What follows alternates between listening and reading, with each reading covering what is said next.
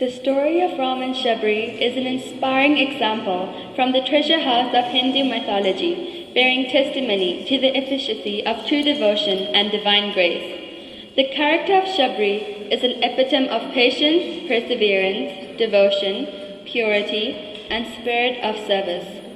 There was a young woman named Sabari who was the daughter of a hunter. She wasn't a good-looking woman, but her heart was pure gold. She went to many teachers and asked them to take her as their disciple and teach her. All the teachers rejected her because she was of a low caste and wasn't worthy to learn true wisdom. Finally, she came across Sage Madanga. Sage Madanga welcomed her and took her as his disciple. Other rishis and yogis condemned him for taking an outcast as the disciple. They criticized him, called him impure.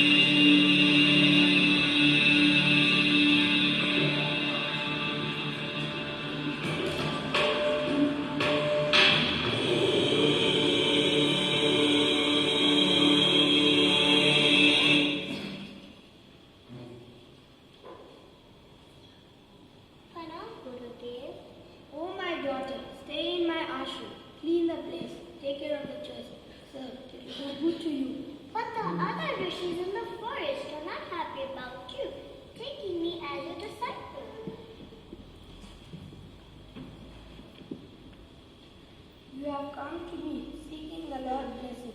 I give you shelter, my child. Thank you, my Lord. I'm very grateful to you. Sage was firm in his decision. She was living peacefully in the ashram, doing her daily duties, taking cows to the pastures, and so on.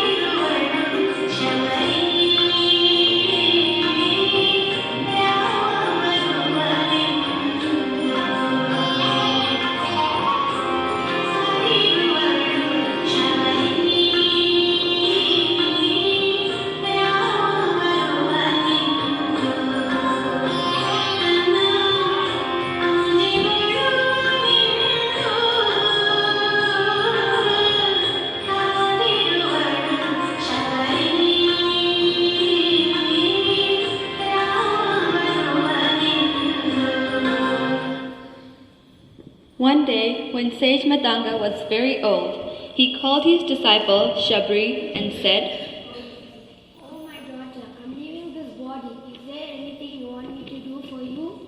Lord, take me to the highest abode you're going. I cannot live without you. Dear, one day Lord Ram will come to see you.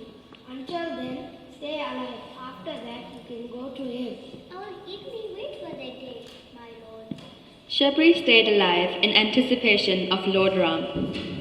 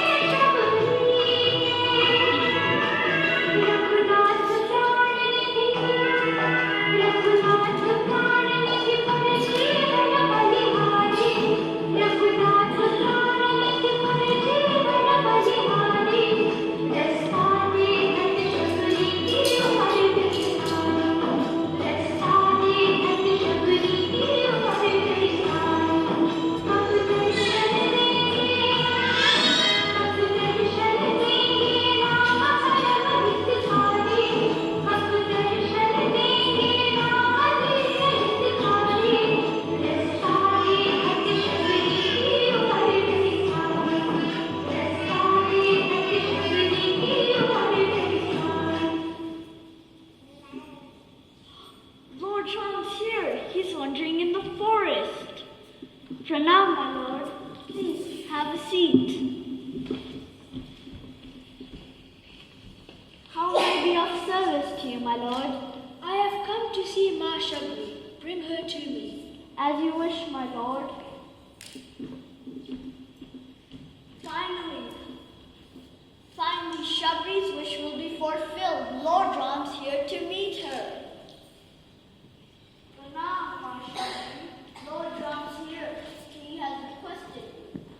Sabari, on hearing Lord Ram's name, was delighted and came running to see him.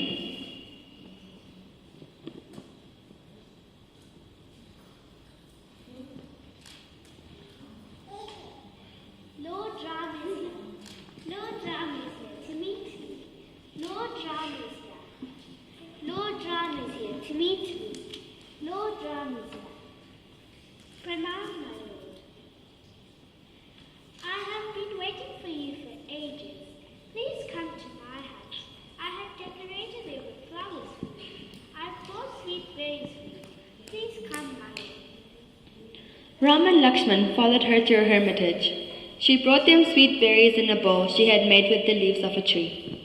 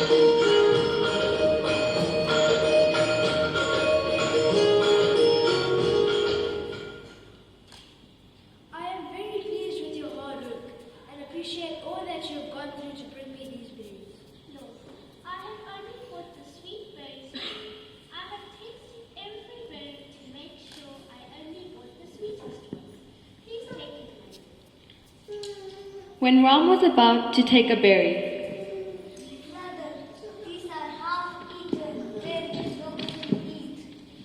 These berries are so sweet. I have never tasted berries as sweet as Shabri's berries.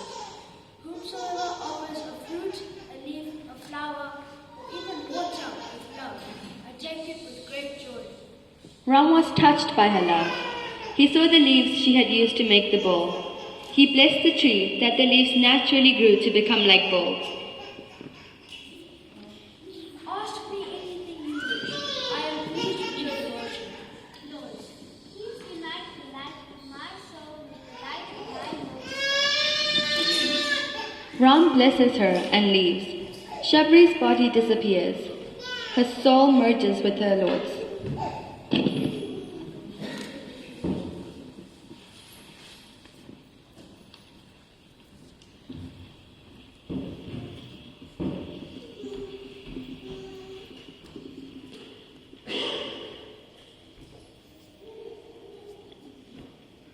Devotion. What is devotion? It's the steady flow of love towards God. When your love flows towards individuals or towards transient, worldly things, it cannot be called devotion. It's really only a form of attachment. But when your love flows unceasingly towards God, the one unchanging principle behind this world of change, then your love becomes devotion. Initially, you develop your devotion by turning towards God and approaching Him. Then, you strengthen your love for God by cultivating the attitude that you are His devotee or His servant, and you surrender yourself to His will. As your love for God deepens, you progress to the stage where you feel an intimate closeness to God and experience His presence continuously. Finally, you reach the stage of consummation of your spiritual journey when you fully realize the truth. I am God. God and I are one. When your love for God enters into every activity of your daily life and you develop a flawless sacred character, then you are expressing the higher devotion, which very much pleases the Lord.